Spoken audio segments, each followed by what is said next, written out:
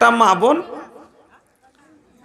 ওকে বেমার হয়ে গেছে, কোনো ব্যথা হয়ে গেছে পেটে বা কোনো জায়গা, এই জায়গাটাতে ব্যথা করছে। এবার ওকে ওষুধ পানি দিয়েছে, ওষুধে ভালো হয় না, ওষুধে ভালো হয় না।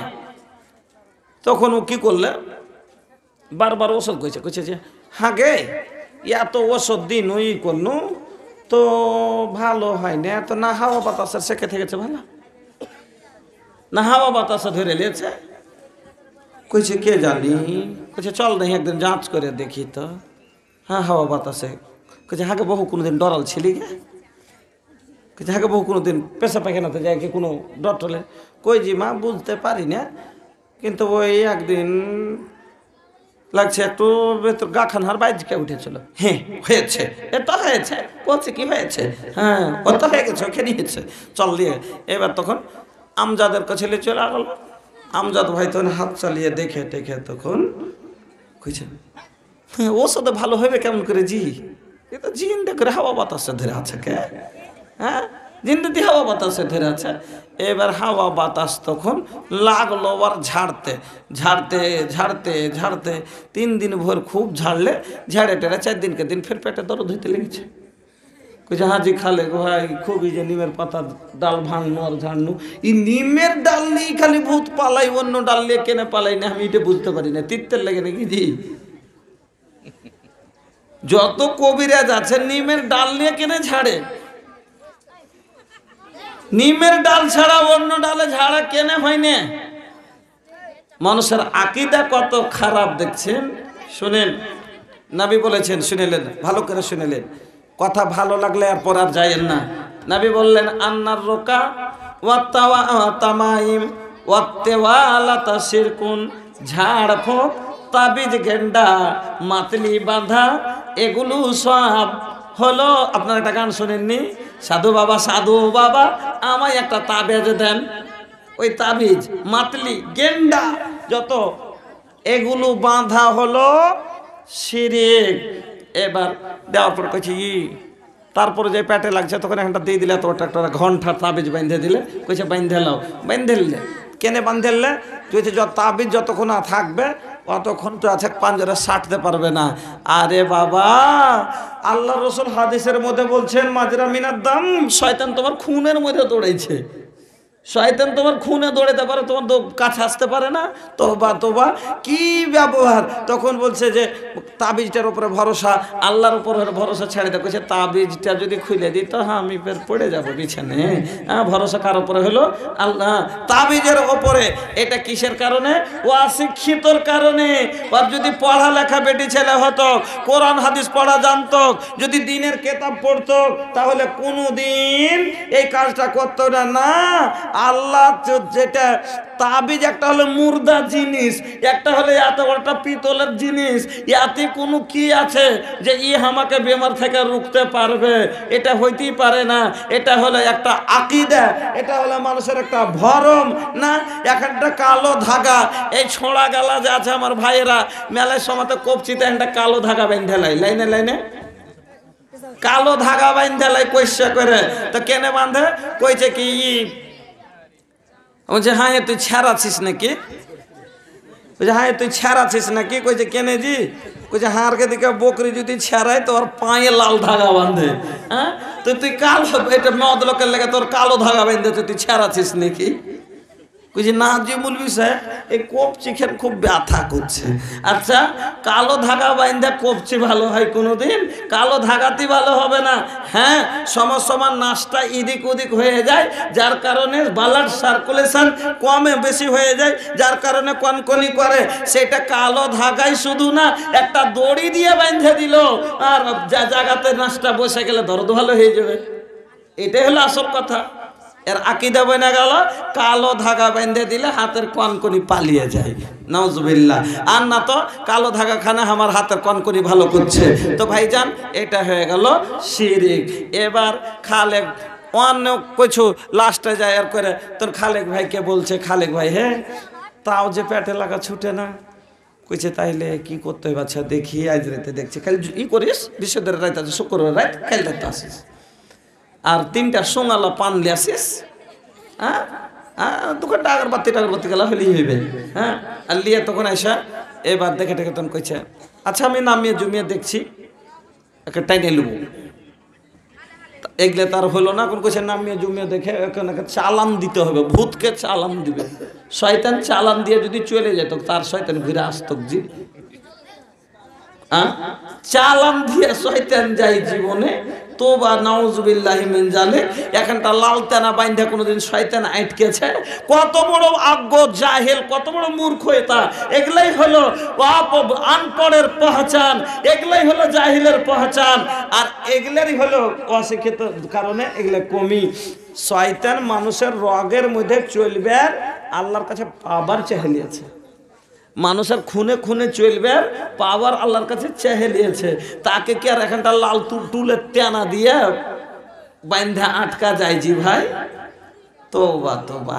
এবার তখন কইছে 501 টাকা লিয়া 7 রকম মিঠাই 3টে সুঙালা পান দিয়া তখন শুরু করেছে আগা দিকে বসিয়া। শয়তান তো কইছে তুই শিরিক কর কেন? শয়তান চাইছে যে শিরিক করনেওয়ালা জাহান্নামে যাবে, আর জাহান্নামে মানুষকে লিয়ে যাওয়াটা হলো শয়তানের মাকসাদ।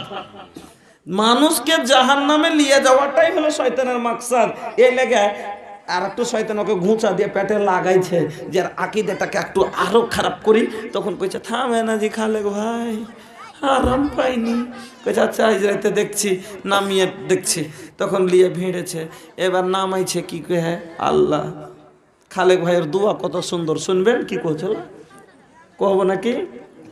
কইছে কালো কালো তুলসীর পাতা, কালো দরিয়ার পানি, আসুক আমার নিমোনিয়া ডাকে নিছে চোখ দরিয়ার পানি। একদিন আতরে ডাকনি শুনেছুন, হয় লজে ডাকনি শুনেছুন, এখন কইছে নিমোনিয়া ডাকনি। নিমোনিয়া ডাকনি শুদ্ধ হয়ে গেছে। তোবা তোবা, হাই রে পেটের পূজা তোর রে। পেটের লাগে এরকম করে তুই একটা দিনকে তুই ই করছিস হে। এ খালেক ভাই, এ রমজান ভাই, আমজাদ ভাই, আট একবারে লম্বা করে ডাল দিয়ে খালি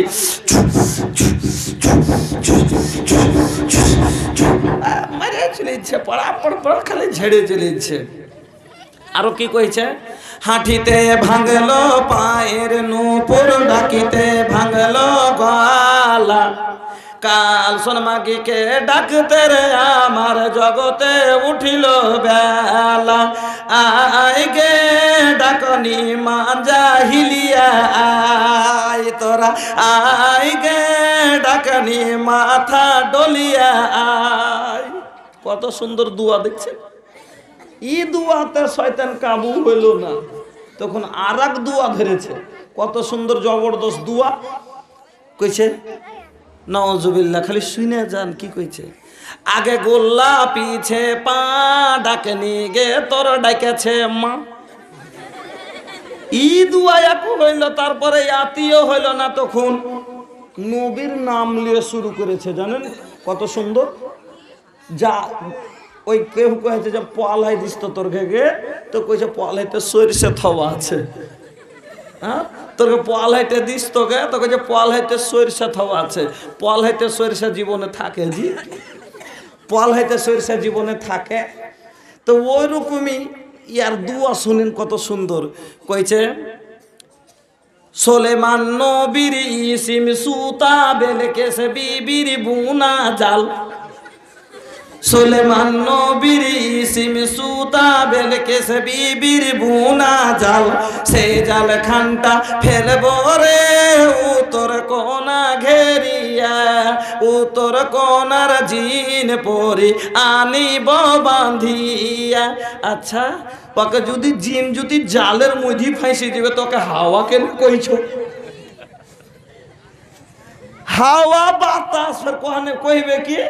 হাওয়া আর বাতাস। হাওয়াকে জালে ধরে পারবি? তোর বাপের মাজাল আছে তো ধরে দেখা হাকে। হাওয়া বাতাসকে জালে ধরে আটকিয়ে দেখা তোর বাপের মাজাল থাকে তাইলে, হ্যাঁ নাকি? তোবা তোবা, ও বেলা জালে হাওয়া বাতাসকে ধরছে। নাউজুবিল্লাহ। শোনেন, ঝাড়ফুঁক কিসের করতে হবে শুনেলেন?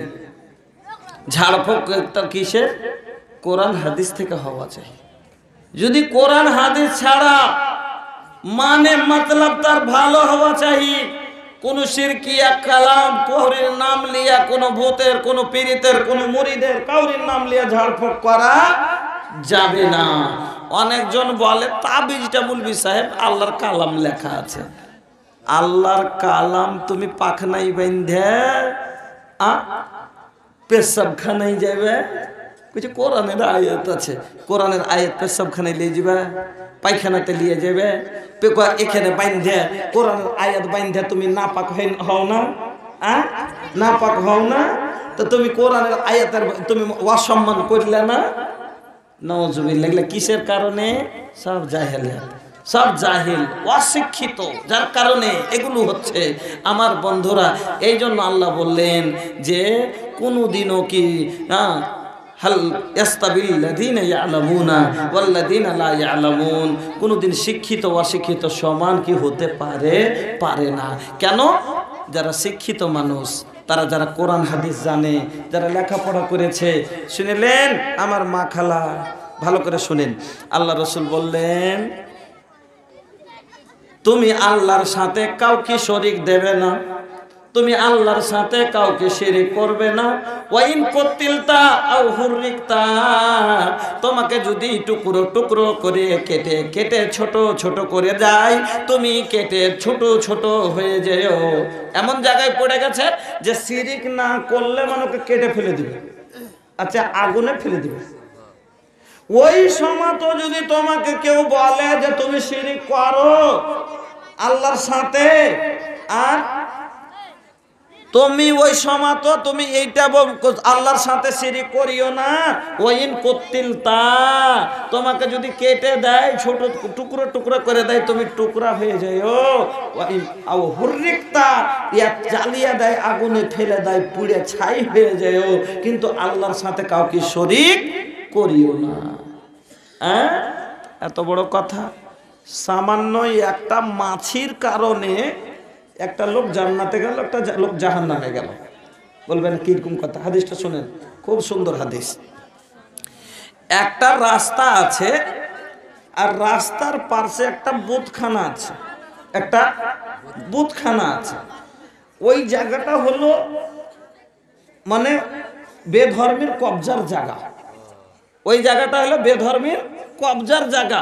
ওখান দিয়ে হেঁটে যেতে হবে, আর ওইখান দিয়ে হেঁটে যাইতে গেলে মানে ওই বুতখানা